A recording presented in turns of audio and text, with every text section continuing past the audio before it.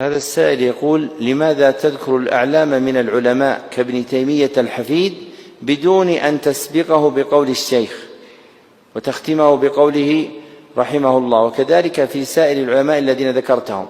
لأن من كمل منهم لم يحتج إلى الألقاب، ومن نقص من غيرهم فلا ترفعه الألقاب. وإذا تتبعت طريقة أهل العلم فهم يذكرون أعلى الناس علما في هذه الأمة وهم الصحابة، ولا يقولون قال الحافظ أبو هريرة رضي الله عنه، ولا قال العلامة علي بن أبي طالب رضي الله عنه.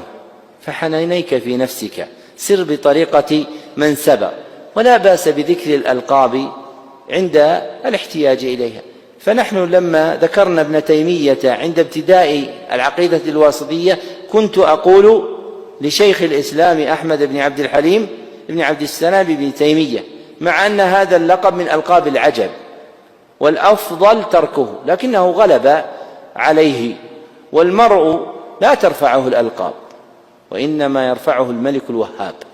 فالمرء لا ينبغي أن يعتني في نفسه ولا في المعظمين بتحري ألقابهم، فإن هذا يفضي إلى جعل سلطانهم على النفوس قويا، فربما أضعف سلطان دليل القرآن والسنة.